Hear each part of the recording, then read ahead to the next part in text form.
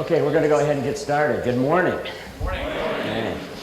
Okay. We brought in this yellow carpet especially for the meeting. We thought that this is the most obnoxious carpet that we could put into the room here. When we came over and were looking at the room a couple weeks ago, they actually were spray painting and had the carpet all ripped up, and we didn't even know they'd have the room prepared, so at least they got that done. There's a little bit of paint smell still, and we'll be blowing that out as the week goes by. We're in this room today. We change rooms tomorrow to go back upstairs, and we'll be there for 2 days, and we're back in here for Thursday night. We're going to start the meeting a little bit differently this year, and it's a situation that I think is significant, probably the most significant thing that the SHRP Image has done in recent history. And in January of this year, we brought in Barry Gilbert as the vice chairman of the company. And Barry's role really was to come in, take a look at the company, evaluate what we were doing. Because if you have been with us over a number of years, and this will be our 10th meeting in the last 11 years, there was 1 year that we didn't have a meeting, we went on to the regions that had meetings. Every year, we come into this meeting with high hopes. Sometimes sales are good, sometimes sales aren't as good. We show products, we talk about advertising, we get energized, we go out for the fourth quarter. We generally have a good fourth quarter. We've had a very hard time maintaining our momentum year after year. So we're falling a little bit short of the mark. By the time we leave this meeting, we need to be energized to be making the mark, and I'm going to talk about that quite a bit all week. And we really needed to have a strategic direction set for the company to allow us to achieve that mark. And I've got to tell you, I have never been so stimulated or enjoyed working with somebody as much as Barry Gilbert over this last several months, because we're doing a lot of things strategically that are putting the company in a position to be as successful as we know we can be. I'm going to introduce Barry now, and some of you were able to meet him at the welcome reception last night. Barry is going to open with some comments, and then I'll come back and talk about some of the more tactical issues that we have to face as a company and as store managers specifically. So Barry Gilbert.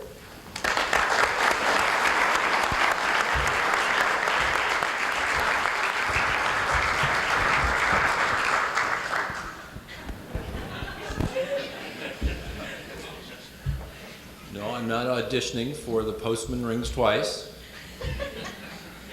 I'm not moonlighting for Pizza Hut. This is official U.S. mail. And the UPS strike didn't force us all to take second jobs at the SHRP Image, but I wanted to illustrate to you what we're talking about. The theme for this year's meeting is We Deliver. And I'd like to tell you why.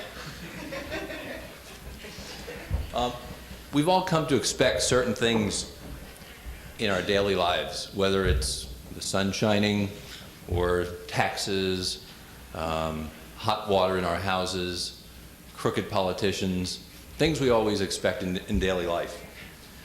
We also expect that each day the mail is going to come, that if we put something in a post box, 99% of the time we just assume it's going to be delivered.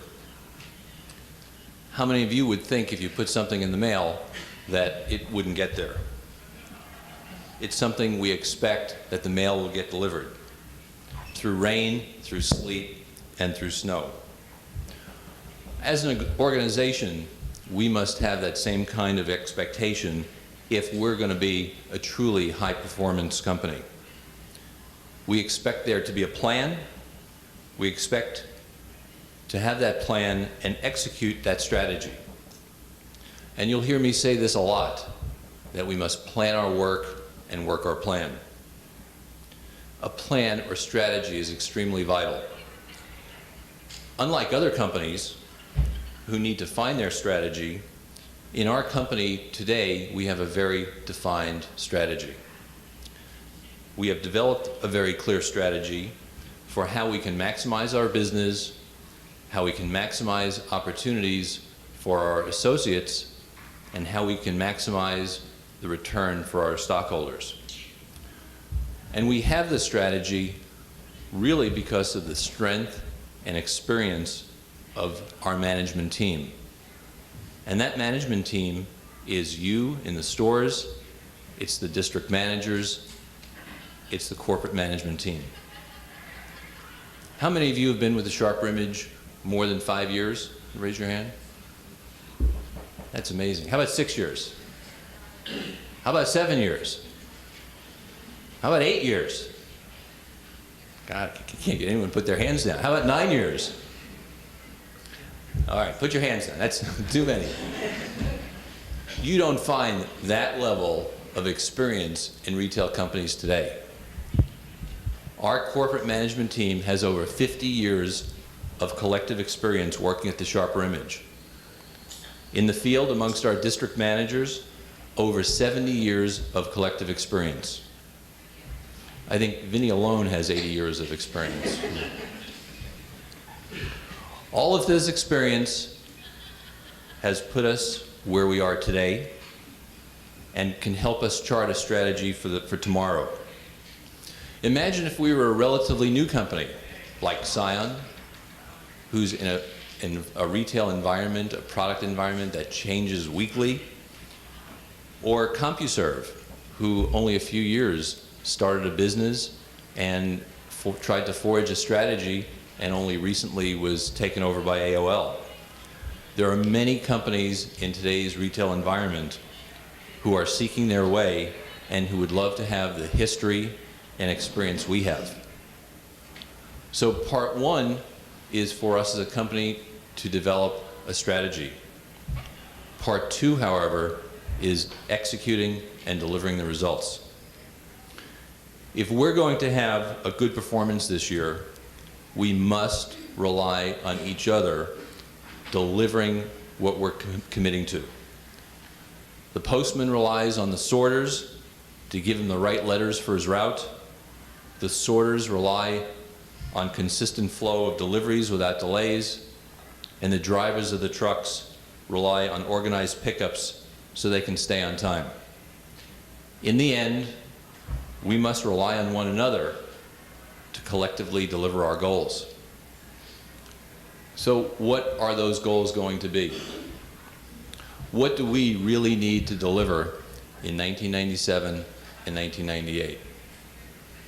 Number one, we need to deliver new and innovative products that have a heightened degree of wow and a heightened degree of quality. Number two, we need to deliver consistent, helpful product knowledge that will empower our sales associates to make sales from a position of knowledge and confidence. Number three, we need to deliver friendly, engaging, high-performance customer service. And four, we need to deliver on deadlines that we promise to our colleagues that they rely upon for us to get our jobs done. That doesn't sound like too much to tackle. I think that's all doable for this high-performance team.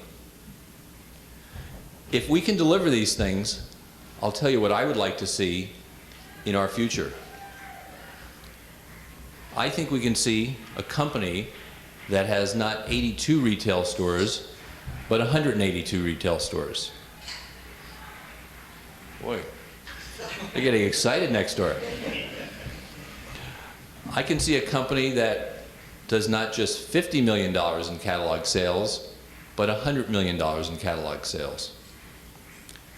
I can see a company that not only operates in 5 foreign countries, but in 25 countries. And I can see a SHRP Image that sells not just to a few department stores, but a SHRP Image that manages brands and sells to many channels of distribution, be it television, internet, mass merchants, or direct mail. If you total all this up, what we could be is a $500 million company.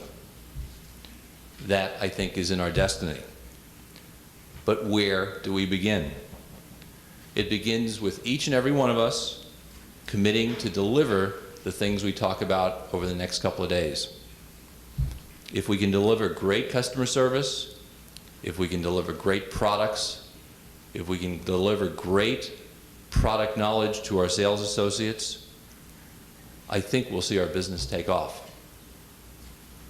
I have total confidence in you because you've brought the SHRP image to where it is today. All you people are raising your hands, been here for 10 years. You've gotten us here today, and I have total confidence that you can deliver all the things that we're talking about.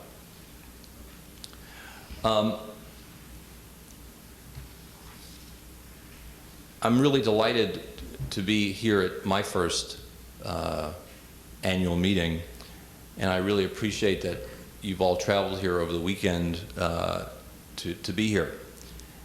And I'm also delighted that our current business trend is the best it's been in quite some time. And I think we're making the right steps and are on the right track. And the beginning of this process is happening today, and we're going to see it continue in the future. And I thank you for your efforts to make that happen. So I just, in closing, like to say that you're the most brightest and dedicated group that I've ever worked with, and I think that we're going to take together the SHRP image into the year 2000 and change the face and nature of this company. So you know what happens when the mail doesn't get delivered? We go postal. We go postal. I don't want to be going postal on it. So we'll deliver in 1997, in 1998, and 1999. Thanks for coming.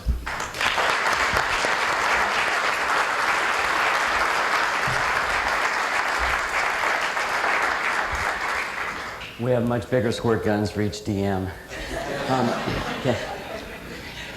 One of the things that has been so crystal clear to me, especially in trying to evaluate our business and where we're going with our business, is one fundamental, simple fact that if you can understand this fundamental, simple fact and execute to this fact and this idea, we will have an extraordinarily successful fourth quarter and maintain and sustain some momentum going into 1998. And it's this concept: great managers make great stores. It's very simple. We have a secret shopper program. We have district manager checklists. We have a training program that I think is rivaled by none if it's executed. We've got standards of performance. Today, this week you'll see that we've limited our standards of performance, or narrowed those down, not limited them, to 5, because we were having a hard time executing the 10 that we had. We've got a formula and an umbrella for an incredibly successful company, but we continue to fall just slightly short of the mark. Great managers make great stores. What you're going to see this week is an incredible advertising plan. And I won't steal any of Davia's thunder, but we are going to send out over 6 million catalogs in November and almost 6 million catalogs in December. On top of that, there's Wall Street Journal ads, there's New York Times ads, there's full-page magazine ads. And I've been having some very interesting meetings with our CR and telemarketing group over the last couple of weeks since Vince Barriero left. And we've been talking about the business and how many phone calls and what we're spending on advertising and what we're trying to achieve from all of that advertising expenditure. We don't believe we're spending too much money on advertising. What we know is we're not getting enough sales for the amount of advertising that we're spending. If you want to shrink your business, we can cut the advertising. I don't think that's the point. If you want to grow your business, we have a format and a formula that will give us the growth, has given us the growth vehicle, and will continue to give us the growth vehicle, and that's the catalog and print advertising. When a customer comes into your store and doesn't get the level of acknowledgement, the level of service that all that advertising is promising, we fail in the mission. And you know what happens is we tend to work in spurts. We will have these spurts of brilliance where, you know, and you know this. I mean, you go out on your store floor and things are humming, and you know, you got sales associates that are taking care of customers, and sales are popping, demonstrations are happening. And then you come out onto your sales floor at times and you've got 3 sales associates behind the wrap desk talking to each other with 4 or 5 customers in the store. That's a concept that I've just never understood, because theoretically we pay our sales associates commission. And the only way they earn commission is by making more sales. And they're not going to make sales, or they're going to be very unprofitable sales, if they're making those sales to their associates. And generally they're not selling them anything anyway. So a lot of it is the energy and enthusiasm and management talent that you have on the sales floor. In several of the conversations last night, we were talking about this, and 1 or 2 managers said, you know, I've noticed that. You know, if I go into the back and I'm busy doing something, things start to kind of stop flowing on the sales floor. When I come back out onto the sales floor, things kind of pick up. People only respect what gets inspected. And unless we are inspecting all the time, we are never going to achieve the level of sales that we're capable of achieving. The differential, you know, whether it's athletics, whether it's somebody that gets a part in a musical, whether it is a store having a comp increase or a flat comp or a comp decrease, the margin is so slim. If we were able to achieve a 10% comp increase, let's just kind of think about that for a moment. You say 10%, and we're looking at a trend where in July we were plus 1.1, in August we were plus 7.8, and in September we're trending in the 2 to 4% plus range. So you're saying, but 10%, that really is hard to achieve. If you think about your average day, and if your average day is 2,000 or 5,000 or 8,000, and you break it down that way, on a $2,000 day, a 10% increase is $200. On a $4,000 day, it's $400. Very, not easily, but very achievable. And it's achievable if we are doing what it is we're supposed to be doing. And if your associates are not talking to customers about Sharper Image products when you have customers in the store, they're not doing their job. And what you've got to do is you've got to do more coaching and counseling. I often say that if I was a store manager, every associate in my store would have hurt elbows, because I'd be right there doing this. Okay?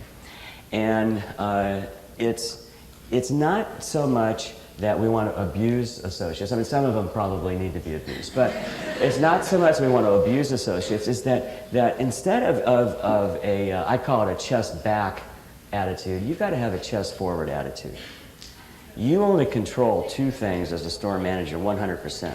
The way your store looks, based on the product display plan, please, and the people that are on your sales floor, the people on your team. You have 100% control of that. And if you are living with somebody that you know is not going to live up to your mark or your expectation, let's move on and get somebody in there that can move up to that mark and expectation. We're going to do a little hand raising. Okay? How many of you believe that you are consistently outstanding in your store and maximize sales on ESPs?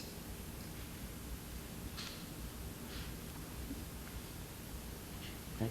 How many of you believe that you are consistently outstanding and maximize sales on the purchase with purchase offer? A few more. Okay. How many of you believe that you consistently put the absolute best staff on the floor every minute you're open? Keith.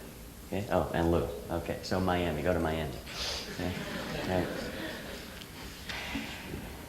That is a graphic demonstration. Okay, we had about half the room on the purchase with purchase. And we've had some outstanding purchase with purchase results. And that has been a very successful program. We had no hands on ESP, and we had 2 hands on sales staff. So that means we've got a lot of work to do. And we can stand up here and give you the advertising plans. We're going to show you some great new products. We have the most exciting lineup of Christmas toys and products from a demonstration standpoint we've ever had in at least the time I've been working here. This will be my 12th Christmas. We have things that, we have a product back here that Richard got from the Hong Kong Toy Show, and he said that around the booth where this particular product was being shown, they always had hundreds of people lined up just to see the product demonstrated. You're going to have that product in your store. It's called Robot 2001. You have the ability, because of product mix, advertising, retail location, and the overall aura that the SHRP image has, you have the ability to blow sales away every single day of the year, not just at the holiday time. We always do our meeting in mid-September to gear up for the holiday. That obviously is a very important time for us. We're going to do 25% of our year in the month of December. So we have a huge opportunity every year in December to pull the year out. And what I'd like to do one of these years, and hopefully we could do it consistently at some point, is not have to pull the game out in December every year, because we are kind of going into that path again this year. And maybe we can make a pact with each other that in 1998, when we're having our meeting, we're on a 10% comp increase roll, and we're just going to add on to that for November and December, and we're going to actually deliver some good profits at the end of the year. And we have that opportunity. This is a meeting that you can learn a lot from. And this is a meeting that will give you an awful lot of ammunition to take back to the store. But it's only going to work if you take that back to the store and you apply everything that you've learned to making a better result out of your store. We only have a finite amount of time every day when the store is open. It might seem like a long time, but we only have this finite amount of time. And at 9 p.m. until 10 a.m. the next day in most stores, we can't do any business. So you've got that limited opportunity. And every single minute that we're open, we have to be prepared. I know that it's a goal that you've got. It's just that we have to do a better job of executing. And we see shopping reports. We've had shopping reports where we scored 100. Fantastic. We've had shopping reports where we have scored 28. I didn't even know that they could calculate down that low. And that is that I guess the doors were open. And somehow the shopper was able to make some notations that they were actually in the SHRP image. But none of the things that we have talked about in terms of acknowledging the customer, in terms of demonstrating product, none of those things occur in a 28 shopping report. There's not been too many of those, 2 of them. There's only been 100. The key is for you to have your heads in the game. Great managers make great stores. One of the things that we've done traditionally in our opening is ask our new managers to introduce themselves. and we're going to do that again today. That way, if you didn't have a chance to meet the manager or the new managers last night, this will allow you to identify them. We'd like you to wear your name badge all week as well, because we will have a number of people that are in and out of the meetings from the corporate office, and it's just good to have a name associated with you so that they can have a recognition without having to ask you your name. So why don't we start? Let's see, we'll just do alphabetical introductions. Here's what I'd like to have you do. If you could stand up. This isn't timed, okay, so you have some time. This isn't a how fast you can stand up and sit back down again. But if you can stand up, face the group.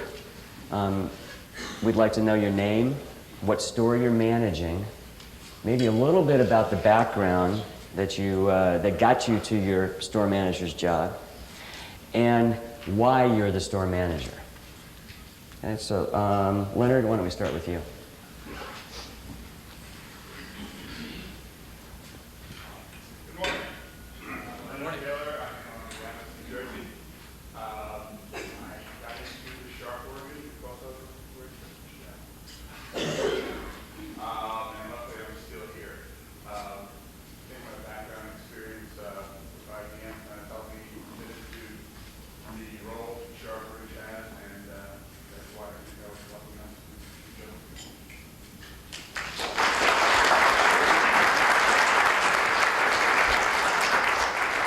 Okay, Maria?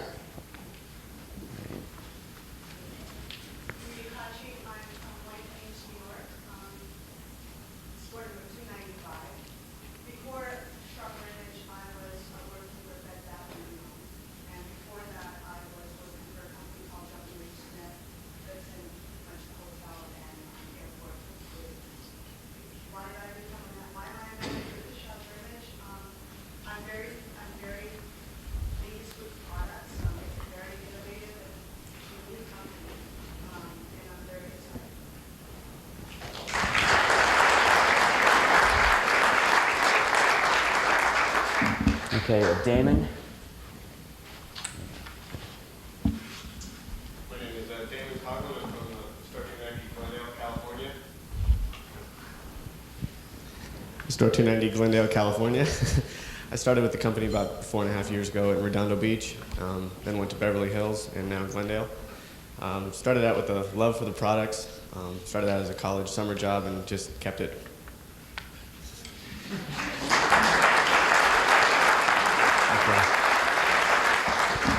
And where's Doug? If you could just bring the microphone monitor there. Doug Corbett, 304 Chestnut Hill, outside of Boston. I started with the company sometime in 1992 as a summer job. Opportunity came up, I moved down to McLean, Virginia. Worked there as an assistant for a year. Opportunity came up again, up in Boston, and I put in for it. Now I'm back home.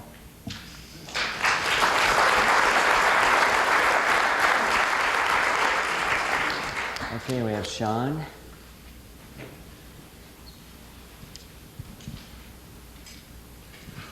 I'm Sean Daly, the Germantown store in Tennessee. My background is some in the military, some in retail, and some in the restaurant business.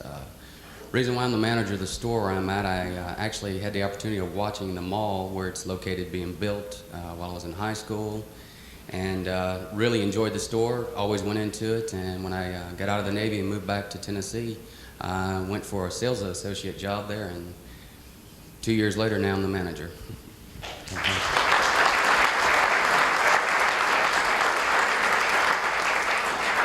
Well, this next manager has the absolute best name, Anderson Flagg. Where is Anderson? Right.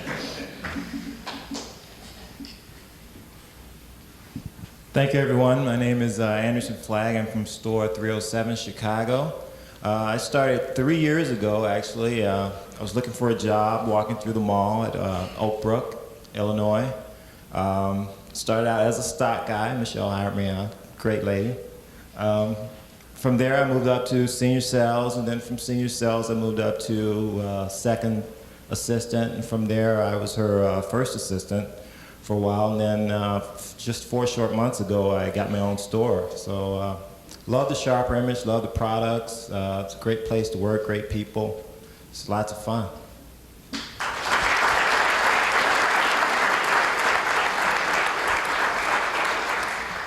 Okay, and Tanya, where are you? There we go.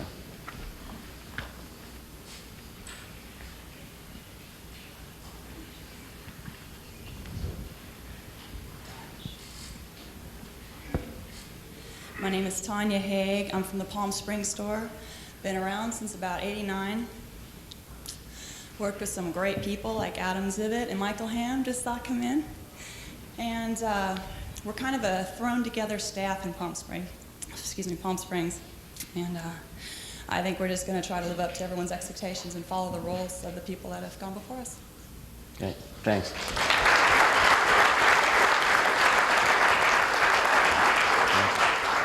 Palm Springs was kind of up and down, so don't follow those rules too much. That's right. Okay. Good. Nancy?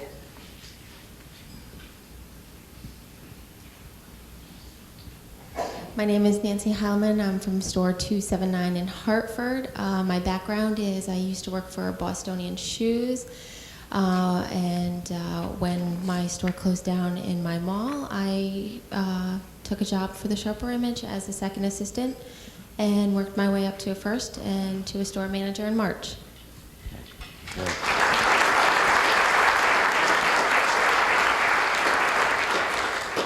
Okay, and Jack?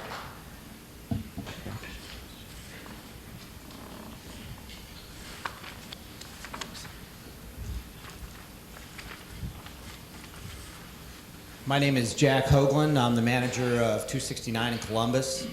I started with the Sharper Image in 1990. Left the company, came back to the company, worked for other retail companies in the meantime. And I think the big reason I came back is because it was always so much fun to work at the store, although sometimes when you're working you think the grass is always greener. But I think the reason I'm the manager of the store is 2 reasons. Number one, I've always been excited about coming back to work for the company because I never really had quite so much fun anywhere else. And number 2, I have a good DM who had the faith in me as a part-time senior sales guy to let me be the manager. So.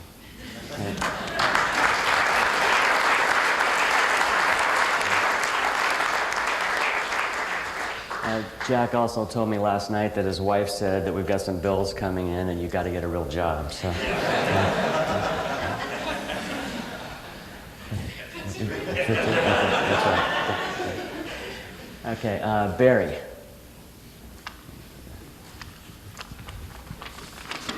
Hi, my name is Barry Jensen. I work at the Broadway Plaza in Walnut Creek at store number 314. Prior to coming to work for you folks 6 weeks ago, I was in the specialty retail business for about 26 years. I was fortunate enough to travel enough where I got to go into a lot of different stores. Fortunately, one of them happened to be Sharper Image, and I specifically remember one store. It was in Pioneer Place in Portland. I don't know who's manager right now, but I do remember when I'd go in there, I was always impressed by the people, especially the products, and then I was very impressed by the fact that this store had a great location, and I thought, gee, if they could put all these things together, they must be a great organization. So that's why I came to work here, and another reason was my kids told me to get out of the house, so I'm back. Good.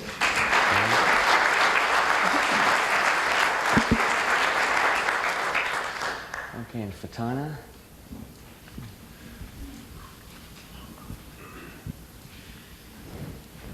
Hi, I'm Fatana from Milpitas, store 303. I started with the company in Palo Alto, store 293, as a first assistant, and then the opportunity came, and I got my store as a store manager of Milpitas outlet store. Okay, great, thanks.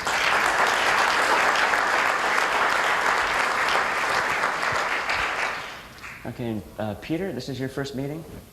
Peter Martin? Yeah. Yeah, okay.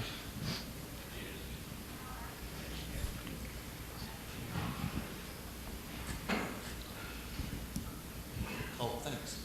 Hi, my name is Peter Martin. I manage the Newport Beach store, 233 in Southern California.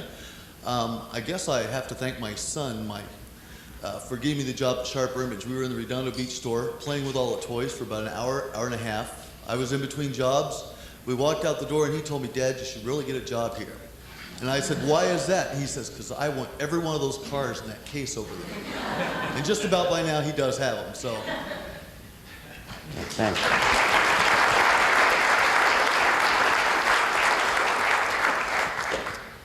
Okay, Deborah Moore.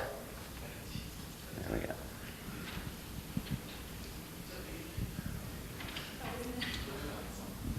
Is it on? It's on. It's on. Okay. I'm Debbie Moore, and I'm from Ghirardelli Square here in San Francisco.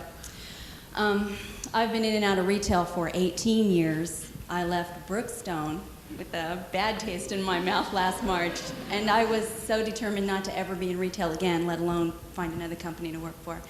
Wayne Wagner called me on my very last day of work at 7 o'clock at night at my home, persisting and persisting and persisting, and after I don't know how many broken interviews and appointments, I finally met him, and between him and Michael Andre, I was hooked. I consider myself fortunate to be in this company. I have a renewed enthusiasm not only for customer service, but for business in general, something I'd lost over the last 3 or 4 years. That's all I can tell you. That's good.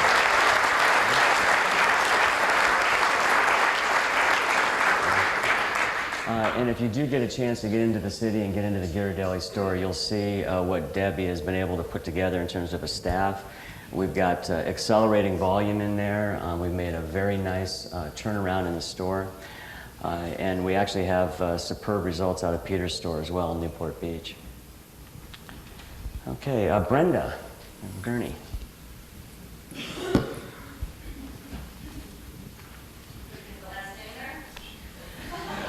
Okay.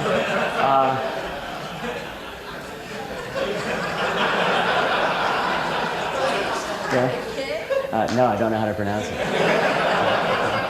Anyway, hello. Thank you for having me here. My name is Brenda Ochoa. I am from the Gurney Mills outlet in 292. I bring with me over 10 years of retail experience, formerly with the Sara Lee Corporation and California Fashion Industries at the Carol Little outlet. I consider myself to be a hands-on manager with a customer service first attitude, and I enjoy a challenge, and this is a big one, and I'm looking forward to it. Good. Thank you. Thanks.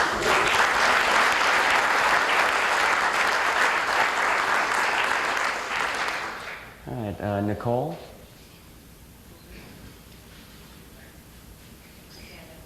Oh, here we go. Okay. Yes. Hi, I'm Nicole Ray, and I am from store 275 in Sacramento. Unlike most of you who talk about your 10 years with the company and moving up the ladder, I only started 3 months ago, and I was hired from the outside. Ooh, bad word. My previous experiences with Zale Corporation, I was a regional manager for Zale Corporation and spent most of my retail in the jewelry business. As Mary McKinsey pointed out to me last night, that gave me some perks. I am here in the Sharper Image because of Paul Schmidt. I had the pleasure of being interviewed and hired by Paul, who is now off in Australia somewhere. During a 2-hour interview, I really connected with him and felt a very, very positive feeling for the company because of his enthusiasm. I now have the pleasure of working with Miss Mary Larson, and that enthusiasm has continued. I was had some experience with Michael Andrade, who came and trained me, and I'm still here anyway. So, but I can truly say the reason that I'm here in the company was the enthusiasm and excitement that Mr. Schmidt did portray about the Sharper Image. So. Okay, great, thanks.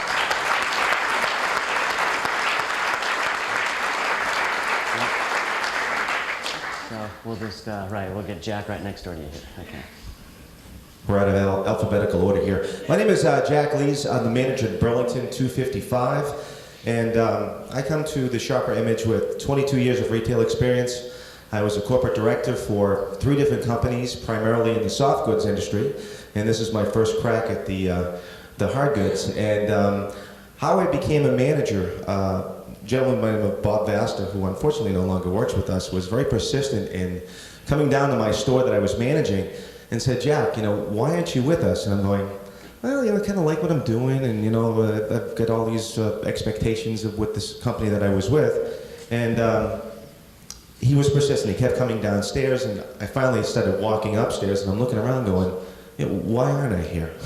This is me. Everything in the store I like. The merchandise is great.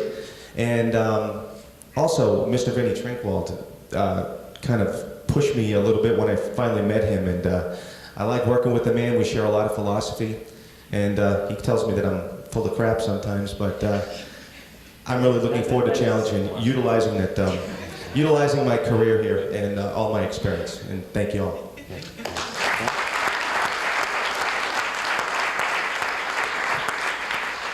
So we have David from Sawgrass, back here.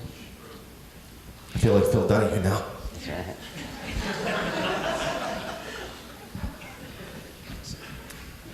I'm David Chebro from Sawgrass.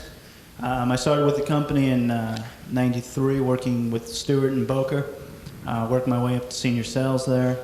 Then went to Sawgrass and worked with Ellie as her first assistant. I feel very fortunate to actually be the manager of the store. There's about 8 managers in the district that have had 10 plus experience. I really didn't think I was going to get a store with everybody staying so long. I took a lot of the enthusiasm that Ellie had with the store, and I'm going to try to proceed forward with it. Thanks.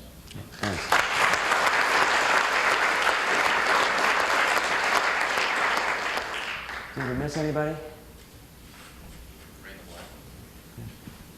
Ray McGuire. Is he running a store? No. Okay, Robert?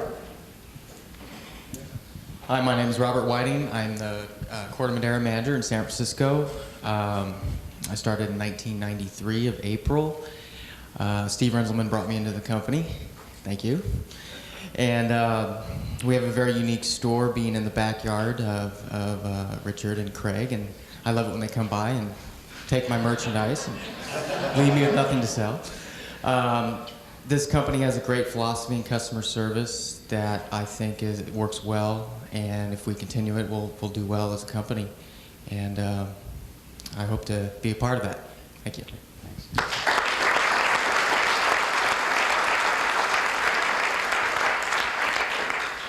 Okay, you can just flip that off and just keep it there. Nicole, you said something interesting about being from the outside. We try to recruit from the outside frequently. And the level of expectation that we have for our store managers is extraordinary. So many times it's hard to get somebody to come to work with us because they don't want to work that hard. And a lot of times, and as you heard the history of a lot of people that are store managers, they started with us either as seasonals or sales associates, or they came in a position below store manager. And in many cases, they become a very good store manager. What we need to make sure of is that we're not over-promoting because the individual is there, because great managers make great stores. And if we don't have a great manager, we're not going to have a great store. One of the ways that I know we can get our comp sales up is it's a dynamic called increasing our UPTs, which is units per transaction. We have a very solid history in the company of having a lousy units per transaction statistic. On the mail order side, just a couple facts here for you. Anybody know how many DMs, I've already told you, but anybody know how many phone calls we take a year in our mail order area? Somebody take a guess? Leonard. 30,000. Okay, 30,000. Okay, Jack. 150,000. Okay. Let's see, Richard. 2.5 million. Okay. 1.4 million calls. About 650,000 of those are CR calls. The others are order calls. We're generating a tremendous amount of activity off of the catalog. Our units per transaction on a mail order sale is 1.8. So that's over the course of the year, all the transactions completed, it's 1.8. And actually, we just measured the last 2 months to get that 1.8 statistic, but it's pretty constant. In the stores, we're very consistent as well. I just wrote these down. In May, 1.65. In June, 1.65. In July, 1.70. And in August, 1.68. If we were able to take that units per transaction and move it up 10%, let's just talk about what that might mean. The average price of an item is about $60. So if we're selling 1.6 of those $60 items to get us to about $103 average transaction, if we were simply able to move those units per transaction up by 10%, we would add a tremendous amount of dollars to the sales line. Now, how do you do that? ESPs, batteries, items that go with the item. If we had suggested on every sale of a figure-8 pool, a torpedo, and we had sold a torpedo on every third figure-8 pool, that would get us our increase. It's that simple. It's thinking about what that customer is buying and how we can apply additional merchandise to that purchase. So our challenge as we go back out into the stores after this meeting, and we're going to be measuring UPTs by associate, by manager, and by telephone rep, because we want to move that up. If we could get a 15% increase or a 20% increase, it would be incredible. And this is not more transactions. This is just simply more units for each transaction that we do. We think we can do more transactions as well. So if you can leave with the concept of, I am a great manager. Now we have these badges we're going to be handing out at the end of the meeting that say great managers make great stores, but we only have 60 of them. I'm just kidding. Okay.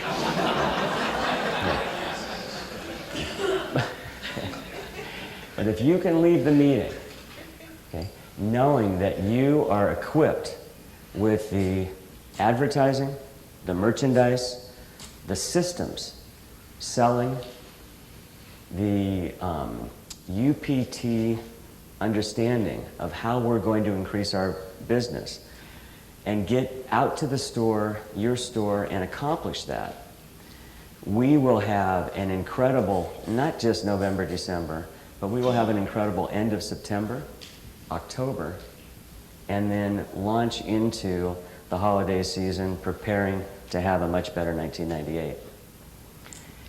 That's what we're hoping to accomplish, and we know we can accomplish at this meeting.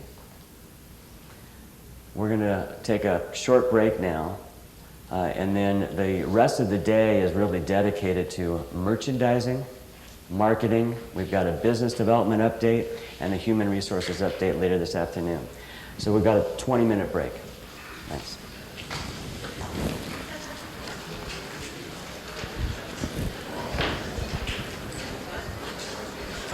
Hey, Terry. Who are you?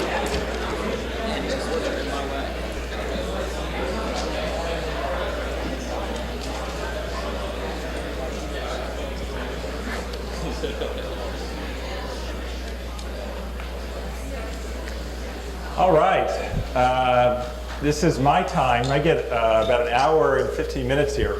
So I'm so excited to share my thoughts with you about our business, where it's been, where it's going, and some of the product ideas. How's the sound level in the back there? Not too loud? Am I yelling? No? Okay. Well, you know, it's funny today. People in the corporate office have heard this already, but I'll just mention it again real quick. As I drove across this Bay Bridge today to come over here, we call that the Oakland Bay Bridge. That is the one that part of it fell down in the earthquake. And it's a very famous bridge now. And so as I drove across, I was reminded of January 1971. For those of you who have heard this already, I apologize. But real quickly, for the rest of you, That was the year that I left Little Rock, Arkansas, having gotten out of college the year before, and decided to seek my fortune in San Francisco. You know, this idea of like go west, young man, and that kind of stuff. So I'm driving across this Bay Bridge at 8 o'clock in the morning on some morning in January 1971, on a morning that was exactly like today, just a beautiful, sunny, gorgeous morning. So I got to San Francisco about 8:30 and drove around a neighborhood that I wanted to live in because I visited there, and found an apartment on a telephone pole, listed, and went to see the apartment. It was a great apartment. It got a gorgeous, like, 2-bedroom apartment. Back then, it was like $600. That was like 25 years ago. It was really a terrific place. And I went to the financial district the very next day and started knocking on doors, selling office supplies, of all things. And so I did that for about a year or two, and then I decided I should go to law school, because I thought, well, I want to be a big business person someday, and I'll go to law school, and that'll allow me to keep myself out of trouble, because I'll learn how to, do contracts and stuff. So I was going to law school, and so I had to do my business by mail order, because you can't do it when you're in law school. You can't run around and make all the sales calls you're normally making. So I jump out in a phone booth and make my calls, but then I had to start advertising by mail because I couldn't make the normal personal sales calls. And so I'm doing this mail order office supply business, and it dawns on me after a while to try one consumer product, and that was the runner's watch, and that started the Sharper image. So this one runner's watch was so successful that me and 2 people were able to make enough money to start a color catalog. And so that became the first Sharper image color catalog in 1979. Actually, the first magazine ad for a consumer product was in 77. So this is 97. So it's 20 years ago, this last April, that the first mailer ad ran. And then the first store opened in 1981. So for me, this has been about a 20-year, really 25 years since that first day driving across that bridge, saga of building a business. And like any business that's built, it goes through its ups and downs, and its lurches, and its good years, and its difficult years. Well, the nice thing about the end of the story is I'm here today to say that having seen a lot of the ups and downs, and most of the years, honestly, we're up. 79 through about 89, we're generally all up. 89 started a period which was sort of difficult, and 90, 91 were really difficult. Then 92, 93, 94, we're back on the uptrend again. And these last 2 years, we're okay. I mean, earnings were sort of weak, but we continued to improve our reputation and solidify the underpinnings and the foundation of our company. So I'm here today to say that having experienced these 25 years of emotions and cycles and moods, this actually is one of the best periods we've ever started. Starting with this fourth quarter, and for the next couple of years, 3 years, 4 years, we're going to have a really good period. And the reason for that is a combination of the people and the products. We've been working hard on the people. We always do every year, but they seem to keep getting better every year. And the products are now beginning to come online that I've been working on for about a year. And when you combine that with some of the products we've found from other manufacturers that Shannon and her group find, we're entering a very good period. Our company is so product driven that when we have really good products, it's much, much easier. We all know that. When you have products that customers come in and they say, I want that item that I saw advertised, life is so much simpler. So today I want to make like maybe 3 points if you'll bear with me. The first is to give you the confidence that this is a really good period we're starting. You'll see this in the fourth quarter. We actually got a preview of it the last 6 weeks because sales have been really good, relatively speaking, since about July, middle of July, July 20th. Things started clicking and comp sales became positive, and we recorded an 8% comp increase in the month of August. But most of the new products that I'm really excited about haven't even showed up yet. So I'm really excited about the October, November, December period. And I can tell you, without qualification, the November catalog in particular, which is our really large mailing, and the December catalog, which repeats a lot of that and adds a few things, is probably the best single November catalog we have ever created in our history. And that's a combination of the art and the products. And I'm not exaggerating. When you see this November catalog, you'll go, wow, that is just a fascinating collection of expensive and not so expensive and middle price points, all kinds of products, really colorful, really fun, really saleable items. So that's point one. We're entering a really great period, I think, beginning with this fourth quarter. Point two is, quite frankly and honestly, I'd be less than frank with you if I didn't tell you that you have got to work with me and work with us in the corporate office to make it really great. You know, Craig certainly was frank with you this morning, and I think he started the meeting off on this kind of a note, because we see from our point of view things that need to be improved. Having said that, the fact is you see from your point of view things that need to be improved, right? I mean, we have products that don't perform at times. We have products that don't deliver at times. We have procedures that don't work at times.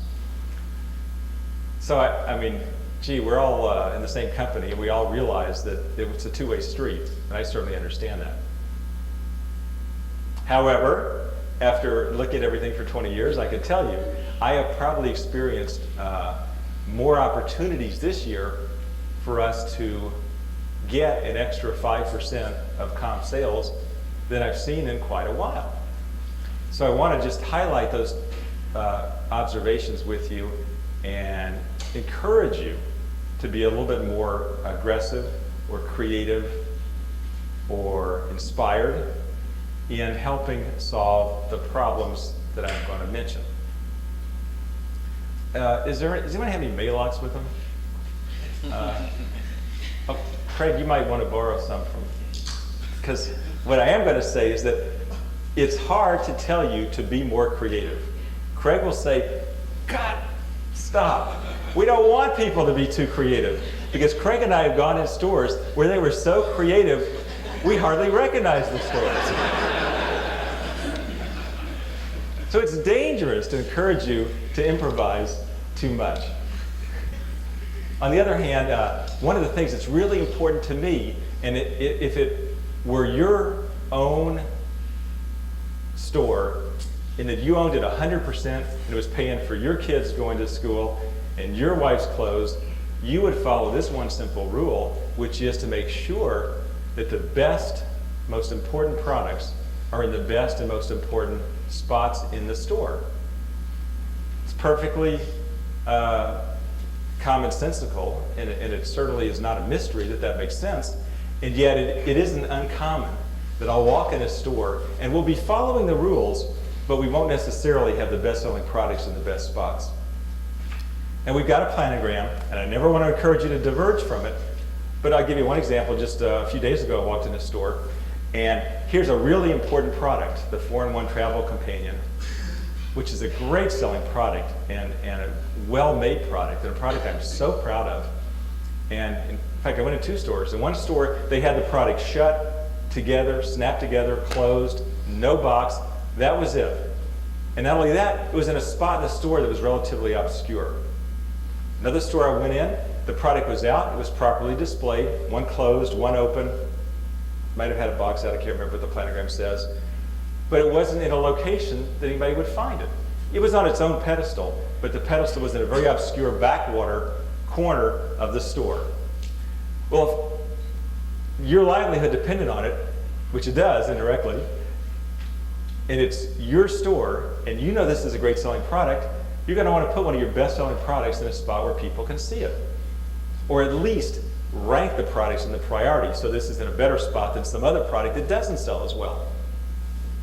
So yeah, they were following the planogram, and yeah, it was on a pedestal, but yeah, nobody's ever going to find it. I mean, no, nobody's ever going to find it. So it's just a good example of help me by thinking it is your own store. How do you want to maximize your sales? I'll give you one more simple example. You walk in a store, you see a beautiful gadget case, there's some holes in the gadget case. Why not take one of our best-selling products and duplicate it in that hole? I mean, that's probably our rule right now.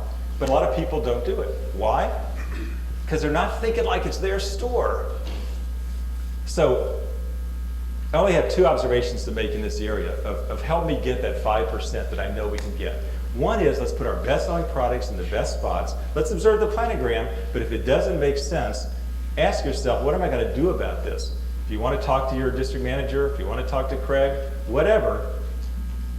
This happens in a lot of nuances. A product that you've got to see the product close up. You've got to read the sign, and somebody puts it at 6 feet tall. And to make it worse, it's a product that appeals to a female customer. Well, the average female customer is not 6 feet tall. They're not going to see the product at the 6 foot level. So here's a product, I mean, I think of what it was the IGEA hair removal, I think it was. For some reason, it ended up 6 feet tall. Well, it's a small product, you've got to read the sign, you'll never know what it is at a glance. If it appeals to a female customer, it's got to be down at eye level. Put something that doesn't need to be at eye level up tall. So,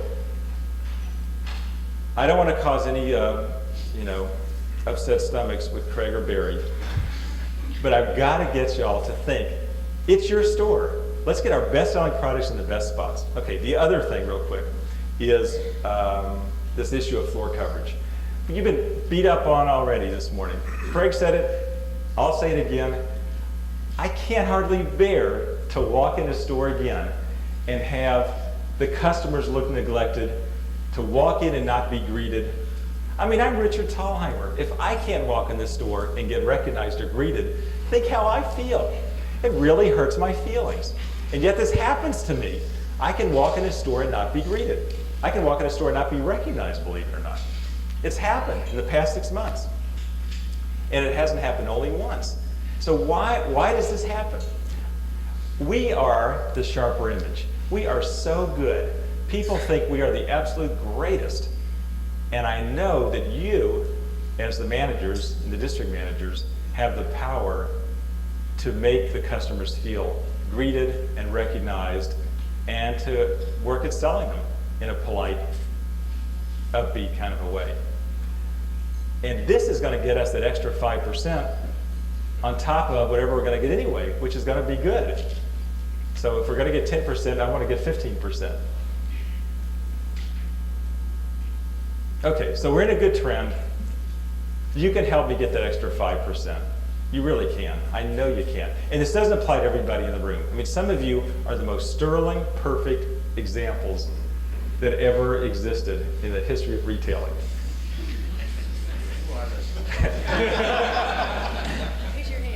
And I'm so lucky that you're in our company. And I appreciate you so much. And like anything in life, consistency goes a long way.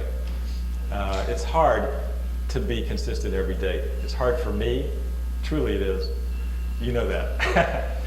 And I'm sure it's hard for you. But help me, we'll get that extra 5% together. It's there to be gotten. Okay, you're thinking, enough. Can we talk products for a while? Obviously, our products fall into 2 categories.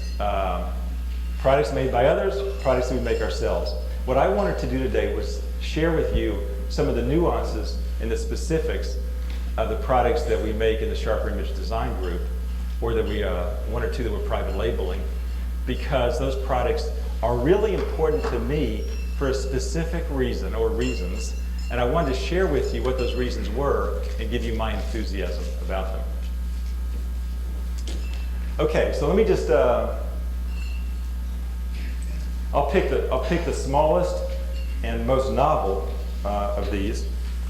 This is the Sharper, it says Sharper Image Digital on it, and this is a small cellular phony. In fact, the box says cellular phony, P-H-O-N-I-E. I happen to have a tremendous belief that this is a very exciting product. It doesn't do a whole lot. It's a cellular phone, but it's not a phone. It's actually a toy. And it does have a little antenna. I'm assuming this has batteries in it. It has a lot of little functions.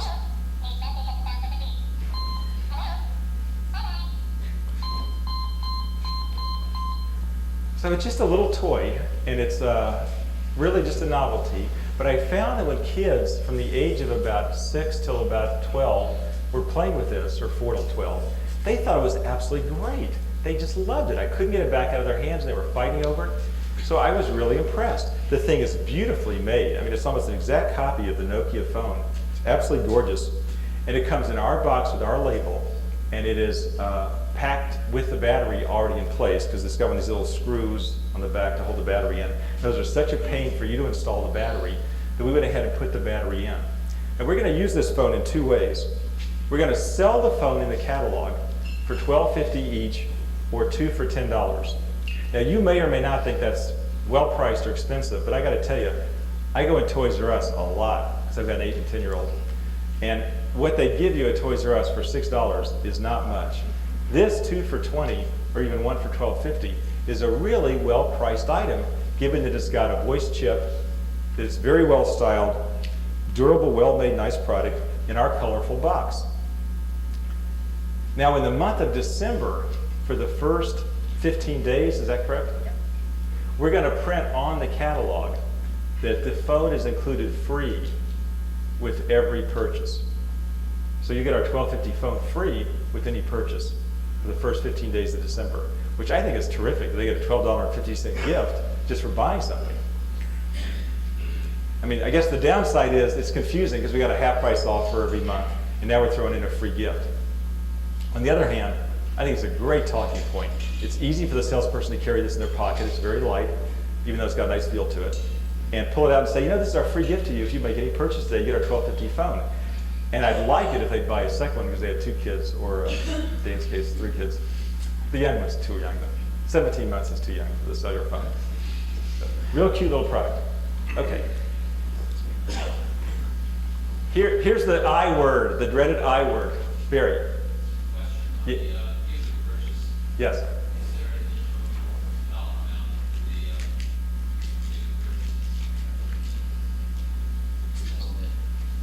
Well, we haven't established one yet, and we were thinking if we were going to establish one to make it real low, if it could be as low as $20 or something. I mean, if they just buy a $1 battery, I don't know if we want to give them the phone. What do you think?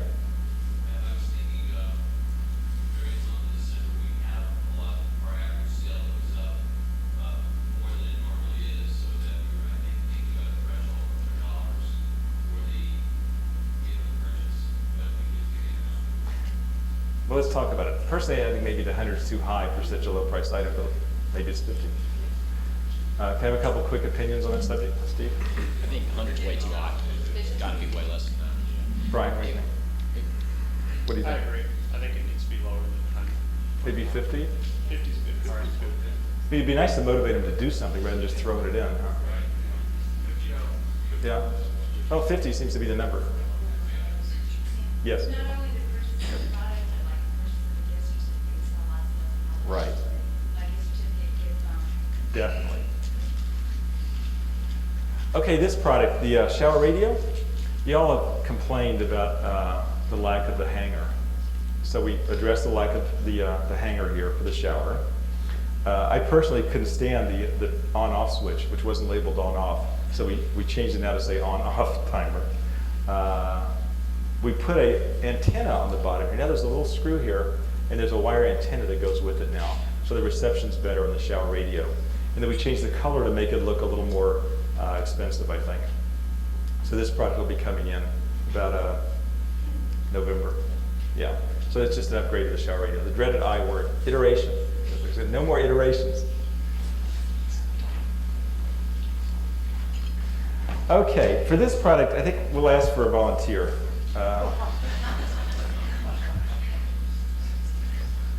Who would be a good volunteer for this? Alan, come here.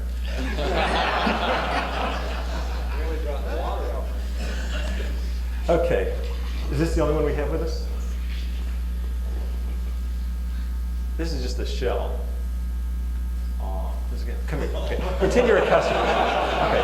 Alan's a customer walking the store, and we just did a little role playing here, and I'm obviously a SHRP salesperson, and I'm carrying this with me, and I'm going, oh, hello, sir. I see a little nose hair coming out of your Can I mention a new product that we're just introducing? Is that typical conversation in the store? No, not exactly. Let's start over. Okay. Hello, sir. Welcome. Hello. What have you got in your hand? This is a product I am so excited about. I just cannot wait to tell you about this product.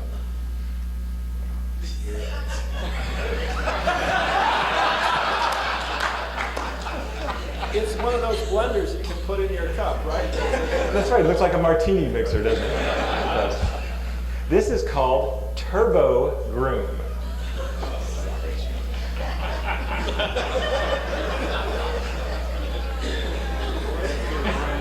What? So this... A customer asked for an extra powered one not that long ago. Says, what happens if I get a real crispy one?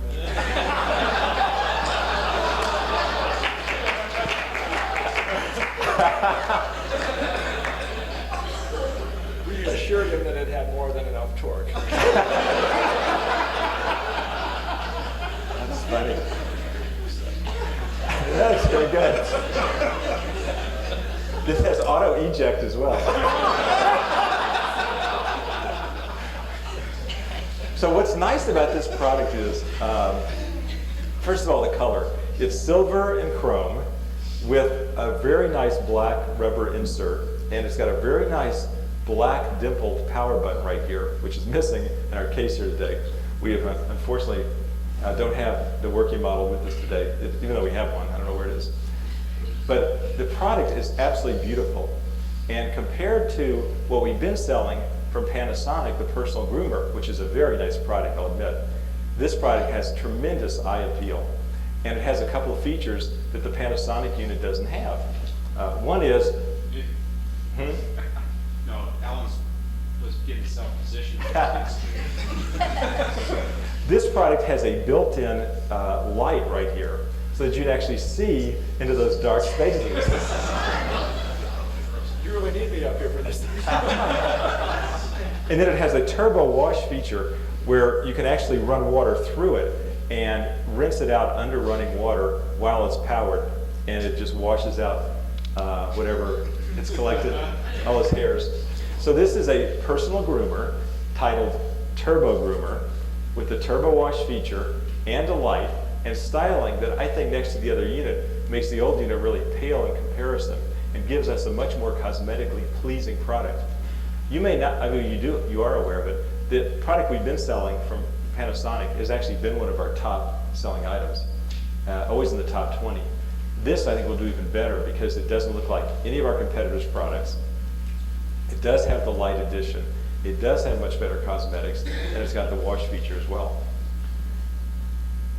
I'll buy one. I'm getting to that age when I need one. Thank you, Ellen. Okay.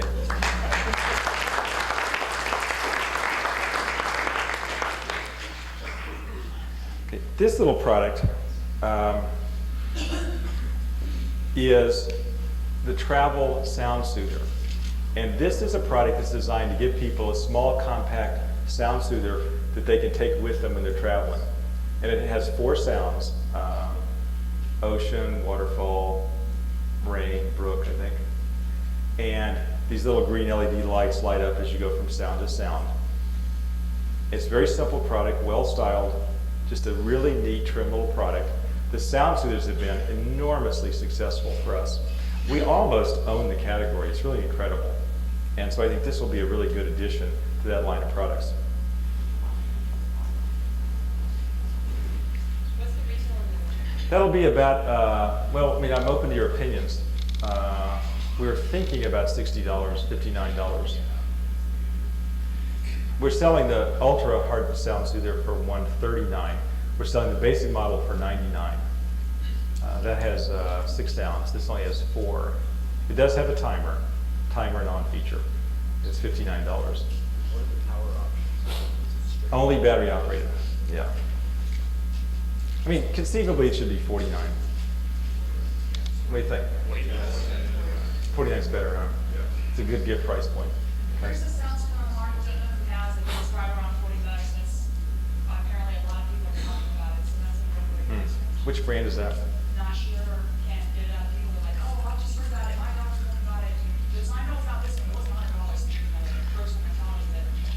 Right, well there certainly have been a lot of inexpensive sound soothers to come on the market this year. I mean, we literally have created single-handedly a business that other people are really copying and trying to get in on. So we have several ideas for next year how to move a whole generation forward. One of them will be introduced about the middle of December, and that'll be the first spread of the January catalog. And that is called the Light and Sound Soother. It's a very unusual product. It combines the sounds from the ultrasound soother with a glass globe that changes colors depending on the sound. So it sort of functions as sort of a miniature light show, sort of a night light. And as you select different sounds, the color of the sounds work in response specifically to that particular sound soother sound. So the Light and Sound Soother adds a whole new dimension to the product that no one else in the market has. And it's a very exciting product. It'll come out about mid-December. Hopefully it'll be here December 15th. It'll be the cover of the January catalog. And so from my point of view, I'm enthusiastic that, quite frankly, I wish it was here December 1st, but I'm thrilled that in January we'll have something new and interesting to talk about. And since we're on sound soothers, let me show you one more. This comes in two models, a platinum finish and a Burltec model. And this is a stereo digital clock radio that represents the design goal of having a beautiful product for your bedside, but also one that has the best stereo sound we could create in this size package. So the sound is really exceptional for a product of this size. I personally think it's really handsome. And so you've got sound soother functions, AM, FM, clock radio. This unit's not working. This unit here is working. And it incorporates the see-through screen that we found to be really popular. So you can sort of, I don't know if you can see it or not here, but this screen is a see-through screen technology. And there's a little night light built in. You can come up and look at it later.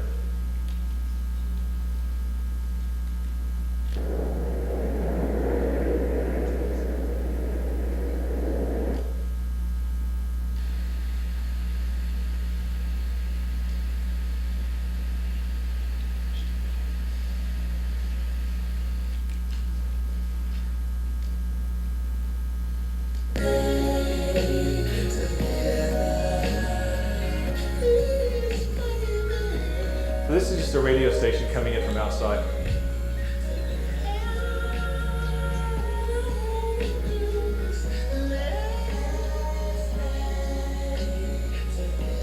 So you can come up and play with this. Really nice quality sound, beautiful radio, and that retails around $200 in the Platinum Edition and around $229 in the Burltec. Now you might have the reaction of, gee, that's a top dollar for a clock radio. I agree with you. On the other hand, the ultra hard sound soother for $140 in Burltec, one of our best selling products, and $129 in the Platinum.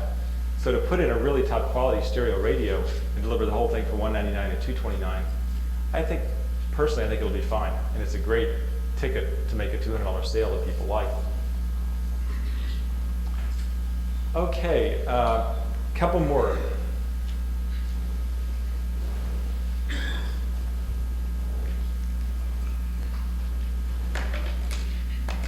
This product has always been so dear to my heart because I think it's one of the best looking products, and the patented 5-screen memo manager is a great design, the 5 pages.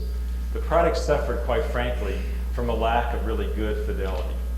So for this Christmas, what we've been able to do is significantly improve the sound quality and add the Burltec finish to it. So I really think it's absolutely gorgeous. You'll have to maybe trust my instincts, but I think this finish is going to make this product sell so much better. What it was missing was just the ability to demonstrate it to the customer and have it demonstrate well so that it sounded good.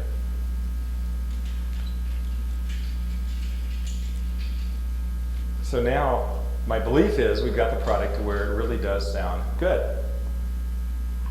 So now my belief is we've got the product to where it really does sound good. So now, my belief is we've got the product where it really does sound good. Much better.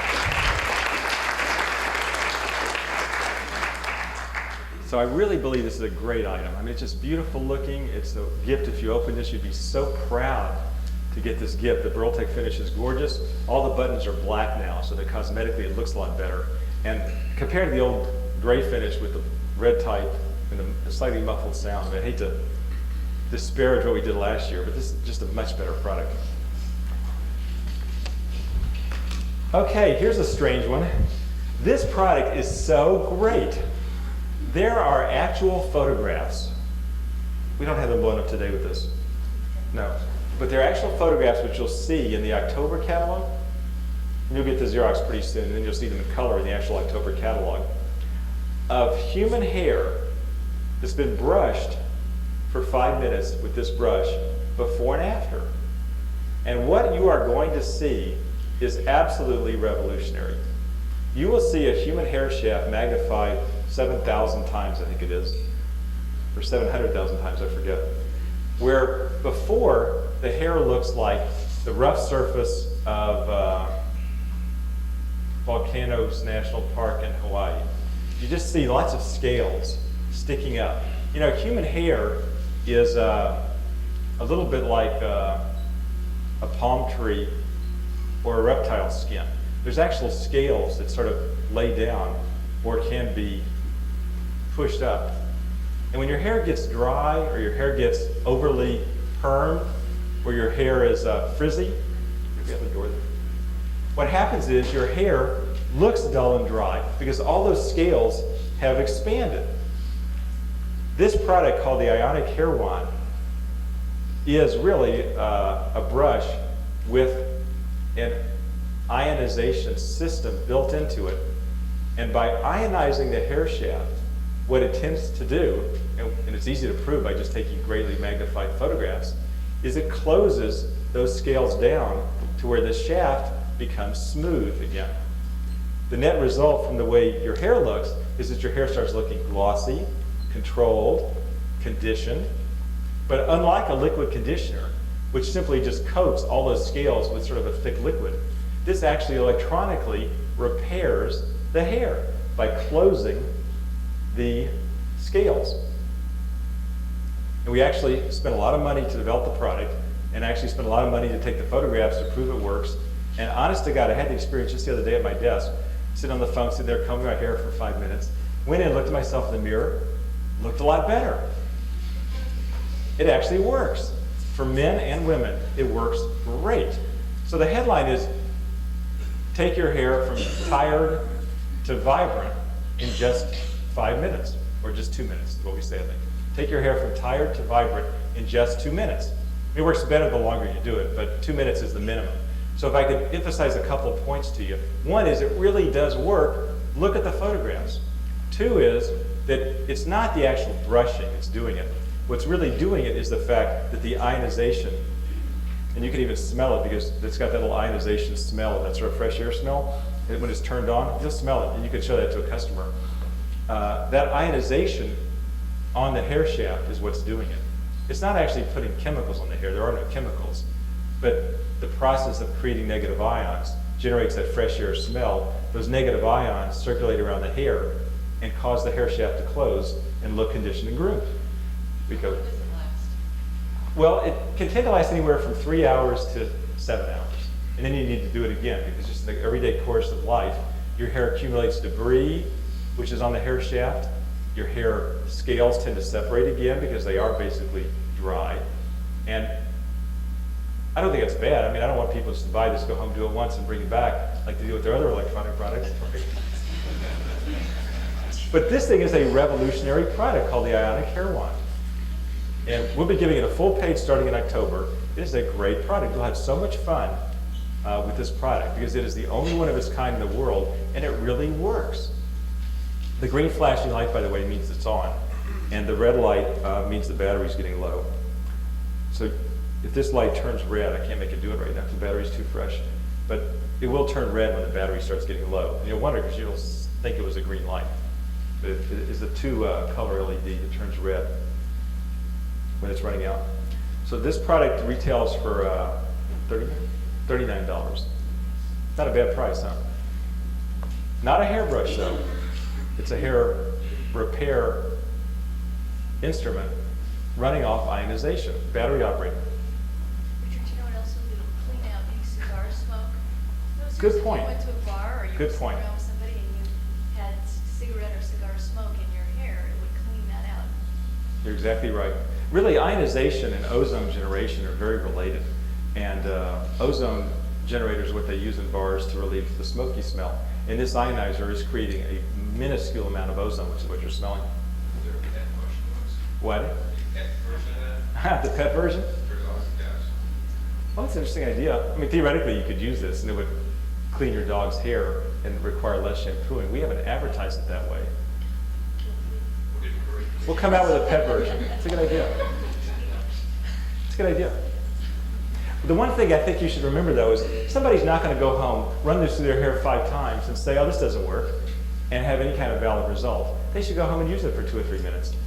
And it's not the brushing, it's just keeping the ozone in the hair while you brush that's really doing it. Richard, is this sharp image technology or is this? Yeah, this is sharp image technology. No one else has that. No one else has this. Yeah, we developed this ourselves in our little lab back there, all the mice running around, all those petri dishes. Here's another one we developed from Sharp Image Design. This one's really unusual. This is one of the first spreads in the is it the November catalog? December catalog. But I think personally, I think these will be in stock by early November. This is called Truth Seeker. It's a desk sculpture, as you can see. And it's a combination of lucite and an electronic circuit board.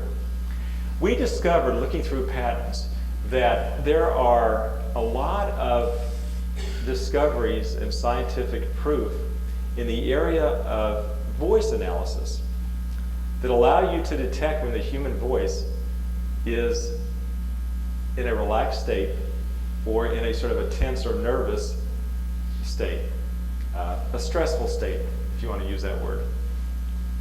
There's also been a lot of studies that show that stress is a prime indicator of truthfulness. Obviously, if you're talking and you're under no stress whatsoever, you're probably likely to be telling the truth. And if your voice is indicating a lot of stress, there's good reason to think that you may not be telling the truth. So this product works in a very simple form that's easy to understand for everybody. The blue power light here is power on. This little blue LED at the bottom.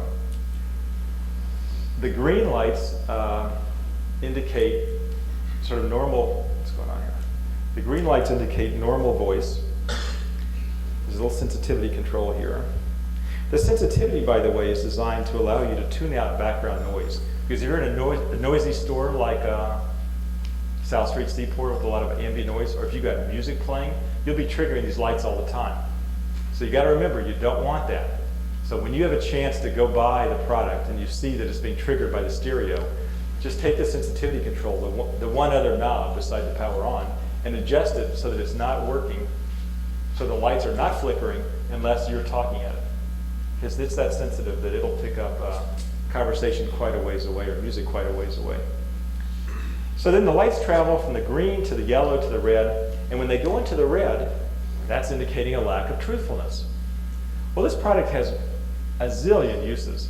I mean, this is everything from asking your son or daughter what they did last night. I could see analysts doing stockbrokers calls, where the analyst is calling up the company to ask what how the sales trends are going this quarter. Because this product will even work on a speakerphone.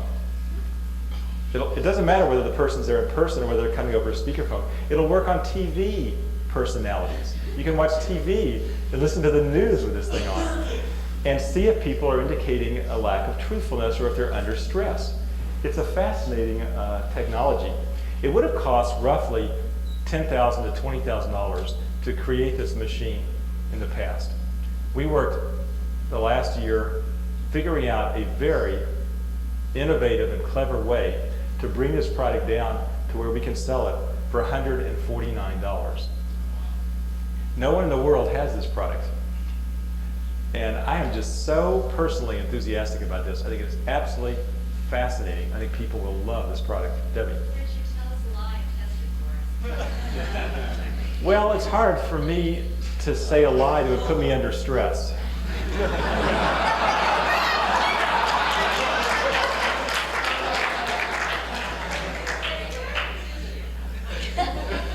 One interesting observation about this is I was a little skeptical when we first got the circuit completed that this was really working. So I brought it home, and my 8-year-old started crying.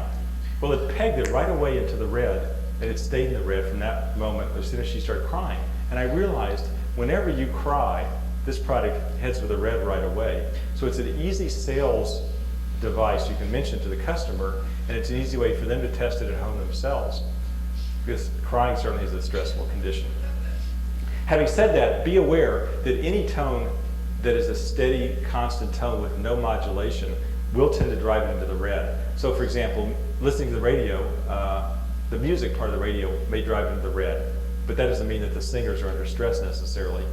When you're listening to the voice announcer, now that it'll read human voice. It doesn't read music, it doesn't read musical tones, it doesn't read any steady state tone, it reads the human voice. Why?